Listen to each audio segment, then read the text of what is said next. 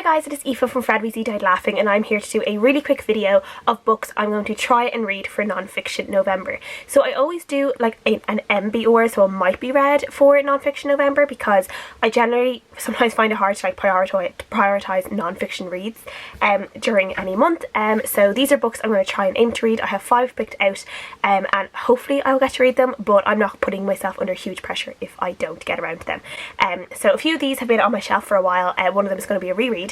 And I'm really excited to possibly read them. So the first book is a book I've had for a couple of years, and I'm really surprised I have not read this yet. I just don't know why I haven't read it, and that is The Adventures of a Young Naturalist by David Attenborough. So this is obviously written by David Attenborough, and it's kind of a autobiography about his younger life and how he kind of became the very well-known BBC presenter that he is today. It's starting out like when he first joined the BBC, and it just sounds like it's going to be really good. I love David Attenborough, as does any sane person. This is one I'm really looking forward to reading, and this is the one I'm going to try and pick up first. So I cannot wait to try and read this. The next book I have is a historical, I was about to say historical fiction because I'm too used to saying historical fiction, is an historical non-fiction, and that is The Brothers York by Thomas Penn, and this is basically about the Edward, George and Richard, who were the brothers of York, and they kind of were around the War of the Roses, and obviously King Richard is the King Richard, King Edward is the King Edward, and they have a lot of really interesting history around the War of the Roses, the Plantagenet War, I think, is that the Plantagenet War as well, I think, and just the Cousins War. There's like loads of different names for it, but I've always found them really interesting. I've read all of the Philippa Gregory books, all set around that time as well. I really love historical fiction around this time, so I'm really looking forward to reading a non-fiction book set about the brothers and kind of learning more about them and their lives and what possibly could have happened. You know, the princes in the tower, the stuff about that about King Richard and the princes, and you know, all that speculation there. That should be really interesting, so really looking forward to that one. The next book I have is We Are the Wet Weather by Jonathan Safran Foer. This is obviously a non-fiction book, and it's kind of about climate change and what I think we can do to tackle climate change, and I actually haven't read Eating Animals by Jonathan Safran Foer, but I have read his fiction books and I really hate his fiction books, so I'm really hoping I get along with his non-fiction better than his fiction. Just the way he writes fiction just does not get on with me at all.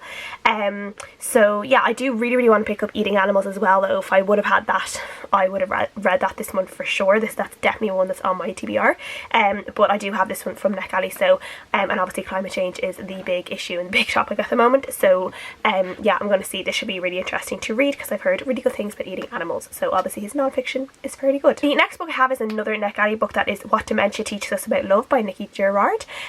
This is basically, I think it's going to be quite a hard-hitting book to read, and it is about Nikki and her basically her relationship with her father, and he suffered from Alzheimer's disease and he died from that eventually, and I think she just talks about her struggle with his illness and having to watch him die really slowly from that. I think she might talk to other people who have had people either living with Alzheimer's or who have died from it, and I think it's just going to be a very moving, sad story, but I think it's really important one as well, because obviously this is a disease that affects so many people, and I think there are very few people who either have not been directly affected by it by someone or know someone who have been affected by it. So, and there is still no cure for it, and it's just one of the most saddest, vilest, heartbreaking diseases I think that is out there. So I'm really looking forward to reading this, but also I think I need to guard my heart a little bit when I'm reading it, because I do feel it's probably one that will be really upsetting, but again, I think it will be important too. And then the last book I have picked out is going to be a reread, and that is The Man Who Listens to Horses by Monty Roberts. I read this years ago and I really enjoyed it, and this is about a man called Monty Roberts who was just a very well-known horse trainer / horse whisperer, I think in the United States, and I think he trained race horses and rodeo horses. It's a really interesting story about this guy who loved horses, and I obviously love horses as well, so yeah, I kind of lived my dream through these people of like owning horses, being able to be around horses all the time through these people who like their novels and memoirs and stuff like that. So yeah, really looking forward to rereading this one because I loved it the first time round, and hopefully I will love it again the second time round. And it's actually quite a short-ish book. It's only about, it's 300 pages, but it's one of those ones that you feel like doesn't feel very long, so I think I'll fly through this as well if I do pick it up. So that's everything on my MBR for non-fiction November. There could be other ones that pop up, who knows. And let me know what you guys are reading, if you guys have any non-fiction recommendations for me. I would love to know what are your favourite non-fiction books, and I will see you guys again next time. Bye!